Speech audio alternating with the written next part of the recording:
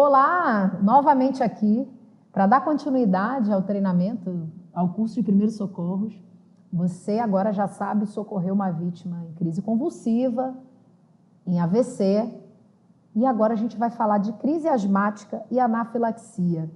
Crise asmática é algo, ou asma, acontece, é muito comum, às vezes a gente tem em casa exemplos de pessoas, ou até você mesmo pode sofrer de crise asmática. É importante a gente saber ajudar essa pessoa até que ela chegue a um atendimento especializado. E a anafilaxia é o choque anafilático, ok? Comecemos. A crise asmática, aqui eu vou dar uma definição um pouquinho grande, mas vou explicar, você vai entender facilmente. É uma doença inflamatória crônica caracterizada por hiperresponsividade das vias aéreas inferiores e por limitação variável do fluxo aéreo. O que é isso que você falou?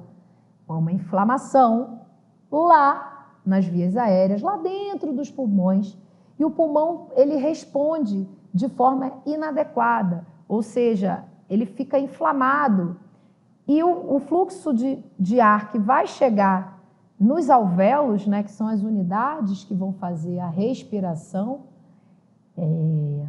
ele fica prejudicado, porque se vocês observarem aqui nessa imagem à direita, tem duas imagens, ok? Então, uma imagem é do bronco normal e a outra imagem do bronco asmático. Então, quando a pessoa está sofrendo uma crise de asma, esse bronco está mais fechadinho. Se ele está mais fechadinho, passa menos ar. E ele está mais fechadinho porque está inflamado. Então, ela pode ser reversível espontaneamente ou com tratamento. E ela manifesta-se clinicamente por episódios de sibilância. O que é isso, sibilância? Sibilância é aquele barulho como se fosse um miado de gato. Nossa, quase tive uma crise asmática agora. Fui provocar um sibilo e dei uma tosse aqui.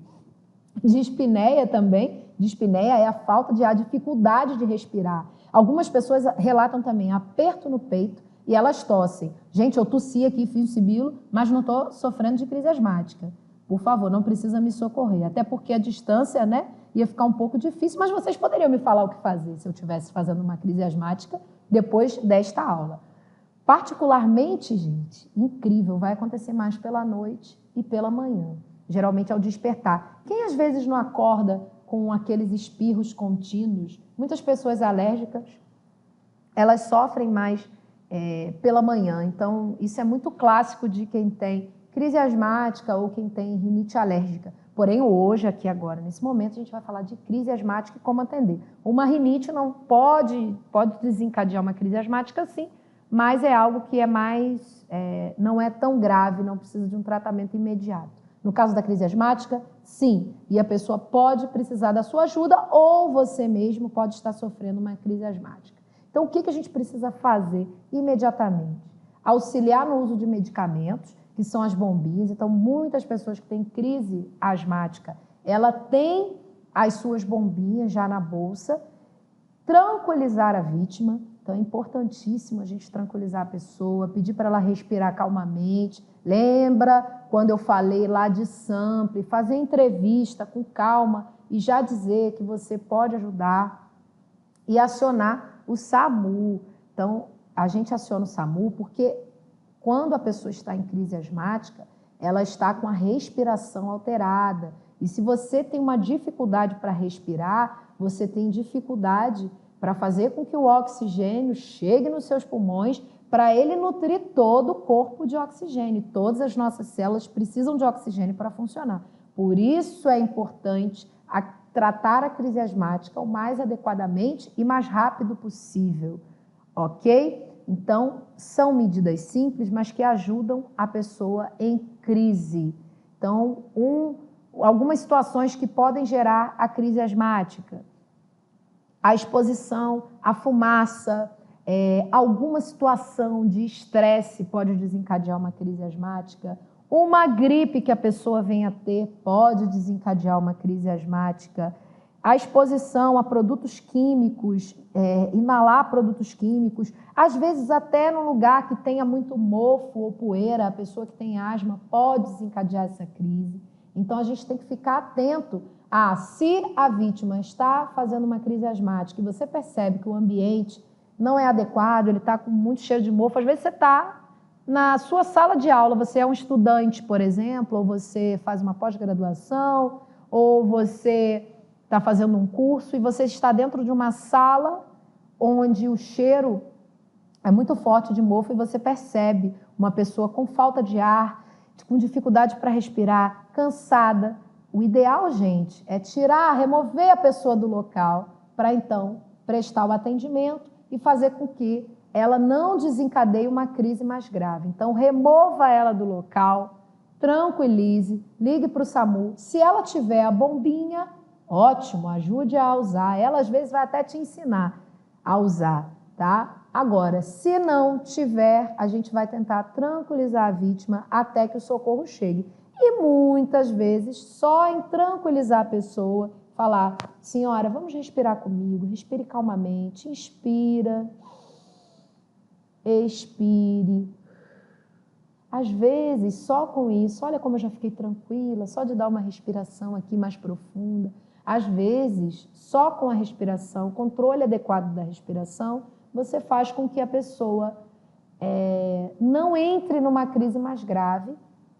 E quando o socorro especializado chegar, às vezes ela nem vai precisar de um atendimento mais sério, com medicamentos, ok? Então é importante a gente ajudar essa vítima, tranquilizar e acionar o SAMU, porque estou falando de respiração, estou falando de pulmão e toda vez que a gente mexe com oxigênio é muito sério. A gente precisa ter um bom suprimento de oxigênio no nosso corpo e os pulmões vão fazer isso, ok?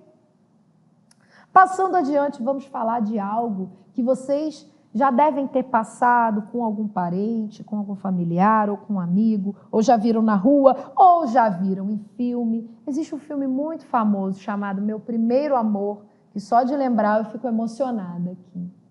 Esse filme conta a história, para quem não viu, de um rapazinho que não é nem um rapaz, né? É uma criança que tem alergia à picada de abelha.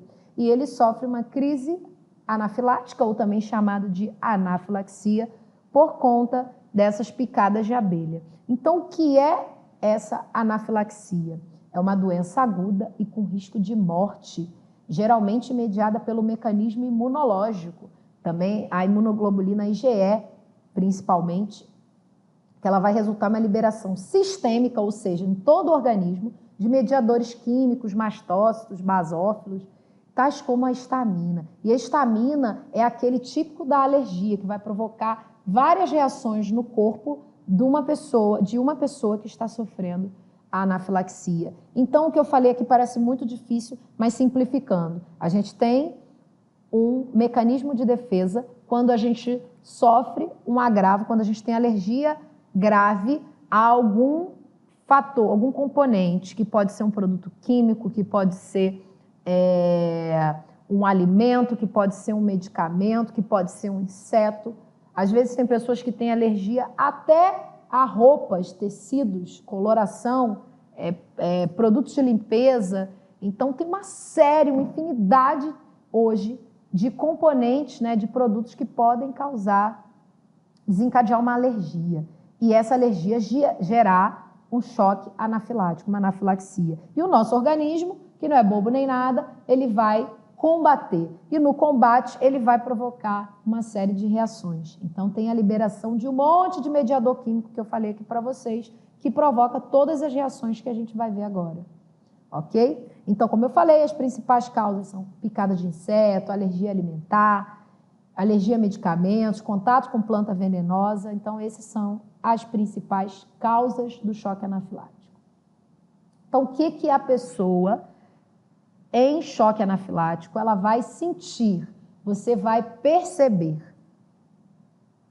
Prurido, o que é prurido, meu povo? Prurido nada mais é que a nossa famosa coceira. O prurido é o nome bonito, né, que os profissionais de saúde dão para coceira. Então, coceira no local ou pelo corpo inteiro. Geralmente, quando a pessoa está em choque anafilático, dependendo do motivo, ela vai ter coceira, o prurido pelo corpo inteiro. Rubor. Rubor é a famosa vermelhidão. Não sei se vocês já já disseram para você assim, nossa, você está com a bochecha rosada, você ficou ruborizado porque ficou com vergonha.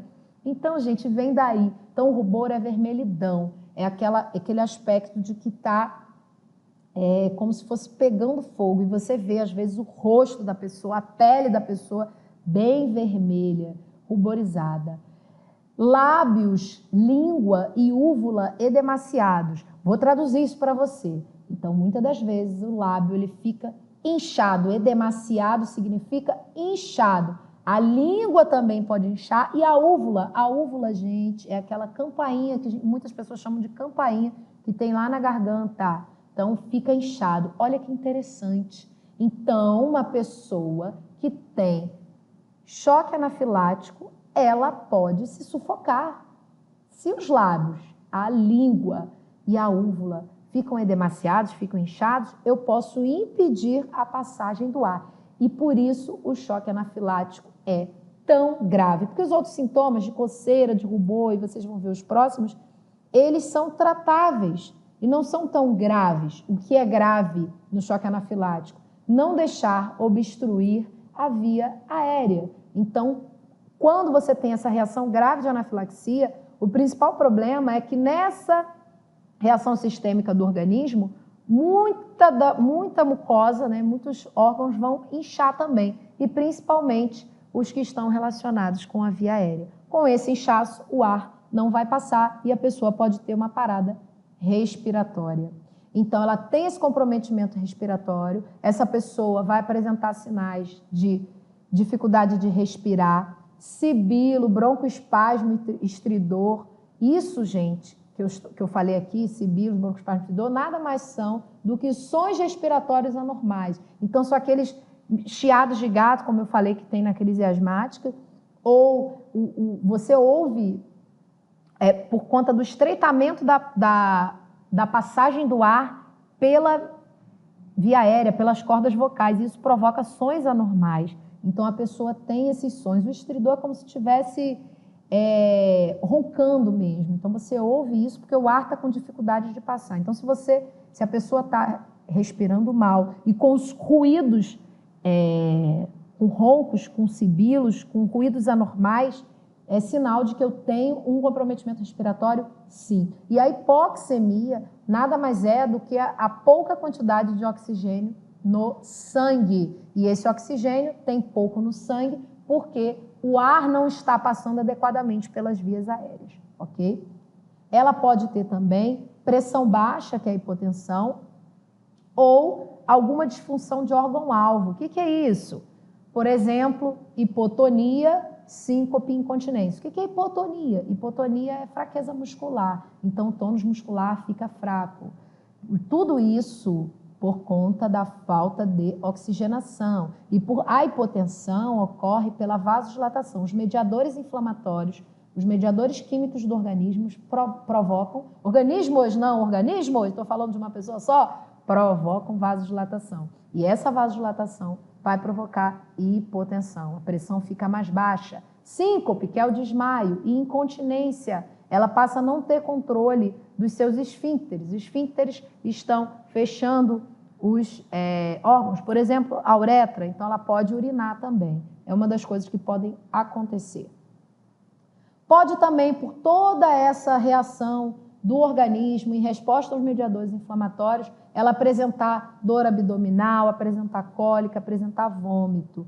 É muito importante, mais uma vez, a gente prestar atenção nessa pessoa, chamar o socorro imediato para que essa vítima seja socorrida. Então, uma vítima com choque anafilático, ela pode apresentar todos esses sintomas ou alguns deles. E a gente precisa agir rápido para que ela não venha a ter um comprometimento respiratório mais grave, com parada respiratória e cardíaca. Então, para chegar à conclusão de que é um choque anafilático, lembra que vocês estão conversando com a vítima e fizeram toda aquela entrevista do sample.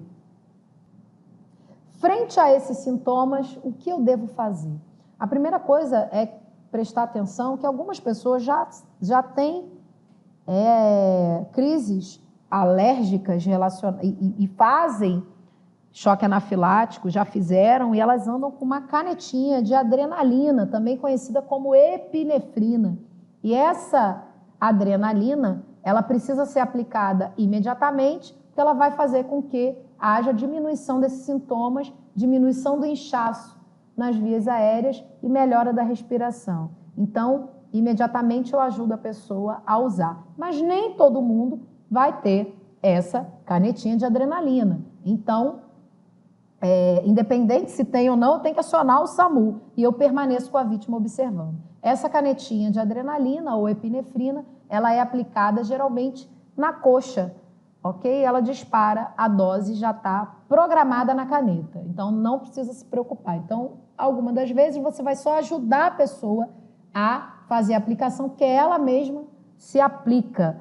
Então, importante a gente investigar se a pessoa já teve aquela crise alérgica, já teve choque anafilático e às vezes ela tem a adrenalina na bolsa. Existem situações que a pessoa não vai ter adrenalina na bolsa. E eu já vi situações acontecerem em hospitais, mas no hospital a gente reverte rápido porque a gente tem adrenalina disponível no hospital e tem outros medicamentos antialérgicos e corticoides que vão fazer a melhora dos sintomas apresentados no choque anafilático.